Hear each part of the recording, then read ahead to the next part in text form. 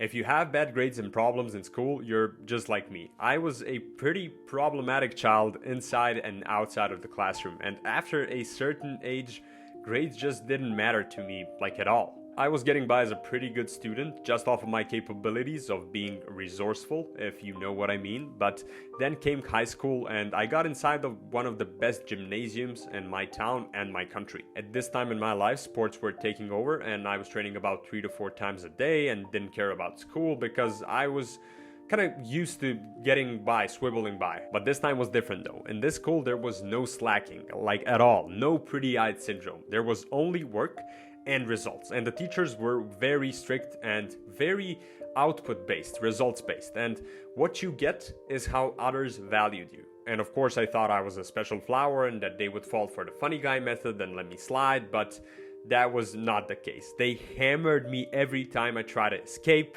and it was kind of a shocker for me. Up to this point, I never had to study hard in my life, and by the time I realized this, all the students were kind of nurtured into this school culture, and I got judged for having bad grades. They never let me cheat on exams. Nobody would let me slide into the group projects for like a bonus grade or something. And I mean nothing, and I'm talking about my classmates. You can imagine what my professors were like. So for the first time in my life, I actually had to study for something, and when the day came, I prepped, I got my glass of water, I got my markers, I got my pens and everything, but I realized that I don't know where to begin. How do you study? What do you do? How does studying look like? Do I just sit down and read a book for a few hours and write the notes or something? But I tried that and it was so painful. So I ended up wasting time and gave up learning, and I thought like everything falls in the right places at the end. Plus you can tell funny jokes and we'll work something out. Wrong. I finished that semester with the lowest grade possible on like 3 subjects, and that means I had to work super hard in the next semester or I'll have to do the same year all over again. That's just not gonna happen. It would be an embarrassment, and if I don't come clutch in the second half, I won't have my summer to train or go out with my friends. So I started asking classmates on tips for learning, and all that they were telling me was like highlight with the pen and just sit down and do the work. Tried it, but it didn't work. So I ended up asking professors on how I should learn, and they didn't know anything and almost got offended by me not knowing anything, as if I should have been born with all the knowledge. So the last logical thing for me was to search YouTube, and I typed in how to study, and to my surprising, there were a lot of videos of people talking about how to study, and it seemed like everybody knew how to study and I didn't. And the first video I watched was from a guy named Ali Abdal, who's like the biggest productivity nerd on the YouTube, and he talked about a productivity technique called the Pomodoro technique. And the whole idea is that you work for 25 minutes and then rest for 5, and that's called 1 Pomodoro, and like 4 of those makes 1 cycle. And it was mind-boggling to me. I can only learn for 25 minutes and then get to rest for 5.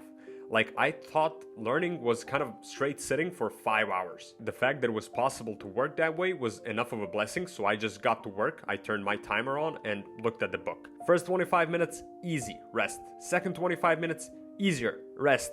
Third, fourth, I banged them out. 2 hours passed and I memorized the whole Latin book. I felt like Thanos with those infinity stones. It felt like I unlocked a huge power that I wasn't even aware of. So the next test we had, I got 94% on it, and the teacher thought I was cheating, so she called me out for verbal testing, but luckily I answered them all correctly and I passed. With the power of the Pomodoro technique, I finished my semester with passable results. And like, that's okay since I still hated learning, but the fun part was proving my mother wrong, because she believed that I can study for only 25 minutes and then rest for 5. And like, proving people wrong was the fun part, and that's why I did it. I left that school later and used productivity to help me become a performance trainer, a content creator, and an agency owner, which is what I am right now. As of right now, I'm running my agency and developing 2 projects, which one of those is this YouTube, but don't worry, I have nothing to sell you, so just enjoy the content. The next logical question is, how do you manage all of these? And to be honest, I won't tell you that all my businesses make millions and millions of dollars. Like, my agency is pretty automated right now, so I have time and focus to devote to this project, for example. I'm not doing them all at the same time, and if anybody tells you they do like 25 projects at the same time, they're either lying or the projects are just flat out really bad. However, I do have a productive system in place and a few techniques that help me save my time to work more or enjoy life more, and today we're going to talk about 5 of those that will multiply your productivity. So let's waste no time and get right in. The first one is called the daily highlight, and I put this one in the front because it's the most important one for your way of thinking. And the daily highlight is all about picking one non-negotiable thing you're going to do today and making it your daily highlight, the most important part of your day. It is something that you have to do, it is something that will be the most beneficial for you in your future, and it is something that needs to be protected at all times. For example, my highlight today is making this video. That's what I have to do for you guys in order for you to get some tips and tricks for optimizing your life, and that's my daily highlight. And writing a daily highlight makes your whole day focused around one important task. But if you end up confused like me and you don't know what your daily highlight is supposed to be today, ask yourself these two questions. What do I get to do that will bring me the most results in the future? And the second one is, what do I get to do that will bring me the most joy today? Me personally, I sometimes make two daily highlights, one that is work related and the second one that is life related, but now that I think of it, this may not be such a good idea because you're separating your life and your work, which should be connected. And my opinion is that you should do what you love and that your daily highlight should, for the most part, be something enjoyable. The second technique of the day is called time blocking, and it works just like it sounds. It is used by Elon Musk, Bill Gates, and a lot of other famous entrepreneurs. Time blocking and the daily highlight basically go hand in hand, since they both require you to set up a dedicated time to do the thing, but the only difference between those is that with time blocking you have to set up multiple times in order to do multiple tasks. Think of it as a way of organizing your day by scheduling blocks of time for important tasks. For example, I was writing a copy for my website from 3 to 4 p.m. or I train every day from 7 to 8 p.m. or I write my newsletters every day from 9 to 11 p.m. These are all blocks of time where I'm very focused on a task and I'm very hard to reach because I'm doing an important thing, but don't go overboard with this, don't go crazy, like don't have your whole calendar on your whole day blocked up. Naval has a very cool perspective for you to understand this, and he says you should be too busy to do coffee while still keeping an uncluttered calendar. My rule of thumb is to always have at least 50% of your calendar not clogged up and not scheduled, so if anything urgent pops up, you can go ahead and do that. But to time block, you should do 3 things. The first is set an estimated amount of time for the task. The second one is to schedule that task in your calendar, and the third one is to eliminate all your distractions like phone, email, people around you, the room, everything. Like, focus on eliminating distractions and you will focus, believe me. The third technique today is called 45 to 90 minute sprints, and we already talked about the Pomodoro method before, but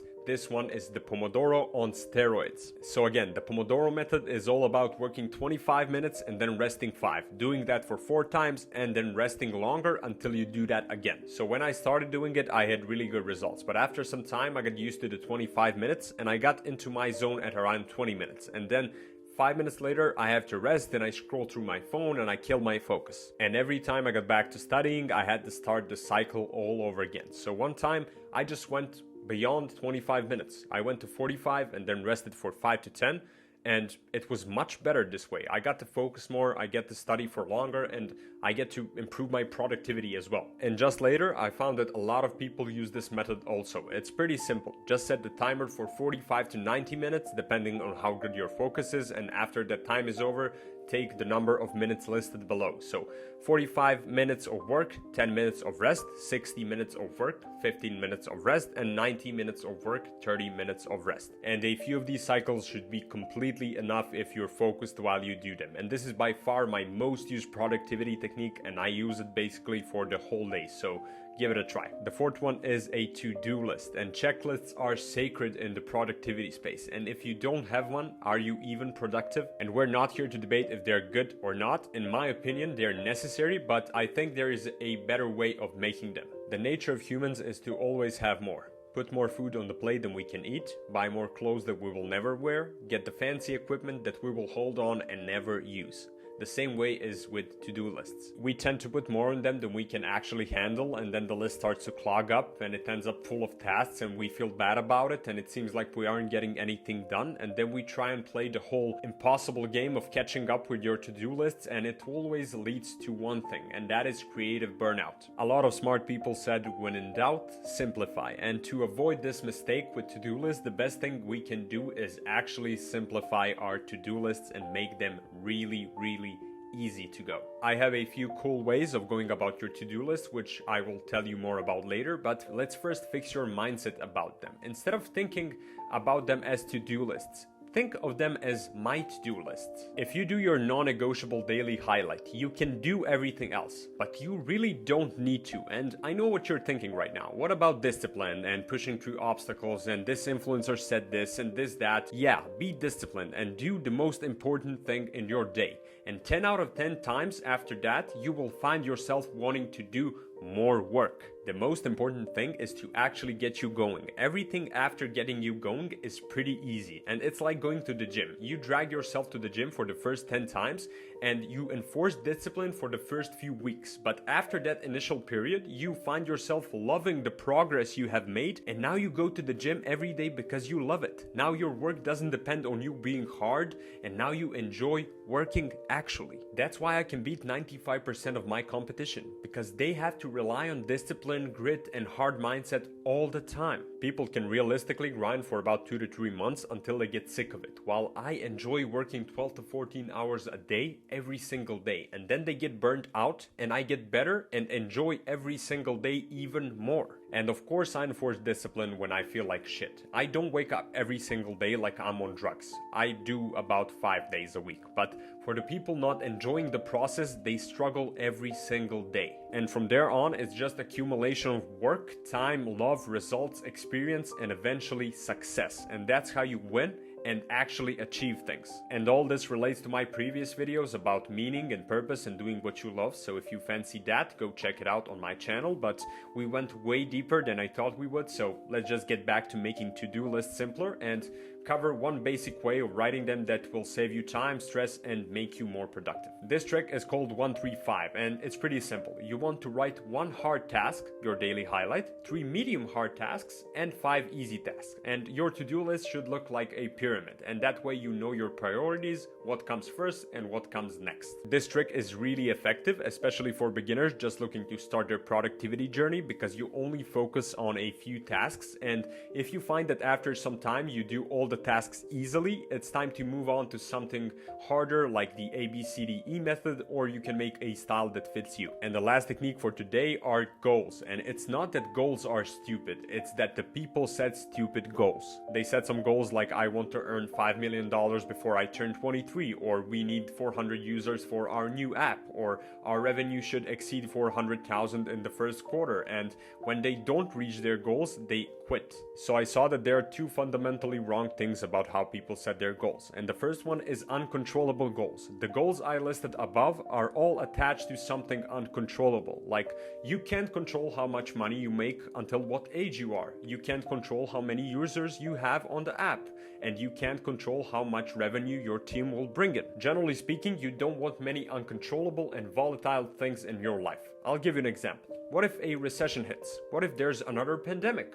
What if another war begins? And you have nothing to do with that. And you want goals that you have full control of. If you look at it the right way, you really can't control how much money you make, but you can control how much you work and how productive are you, how you make decisions, and how you treat people. And the result of those behaviors is only the expression of what you put in. You can't guarantee anything in this life that is beyond your control. That's why I stopped making goals that were not in my control and focused on the ones that were. I can't guarantee that I get 20,000 subscribers this year, but I can make sure that I film and post 1 quality video a week and post 5 reels. That's what I can control. Apart from that, I can only hope that the results of me filming for YouTube will bring more people to my work. And this is what I'm doing with my agency and company right now. We want more eyes on us, so the goal is not 5 million views. The goal is to post content almost every single day and make 25 videos a month. And the same goes for every single goal. So focus on what you can control. The second flaw of making goals is attachment to happiness. I will be happy once I graduate. I will be happy once I lose weight.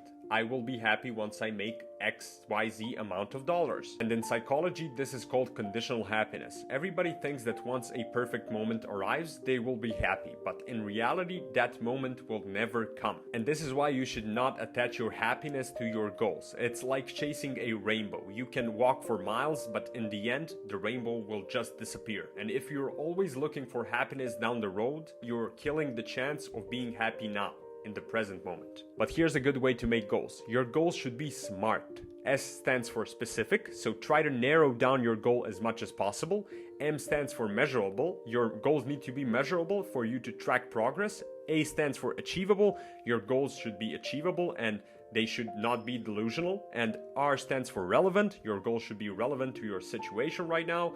And T stands for time bound. Every goal should have its deadline and a time for evaluation. And this is the best tactic for making goals that I've come around. As we're winding this video down, you need to realize that all these are just techniques and just tools for you to succeed. You can work long hours, break goals, make to-do lists however you like, and still achieve exponentially more than me or anybody else. They're only here to help us structure, measure, and perform in less exhausting ways. And just like one salesman told me, it doesn't hurt to know the tips and tricks. They can only help you on your way up. And they also make this thing called work way more fun. So keep exploring, and thank you for watching. P.S. If you haven't yet, make sure to subscribe to this channel because I do put in a lot of work in these, and follow me on Twitter and Instagram for daily wisdom. That's it. Bye.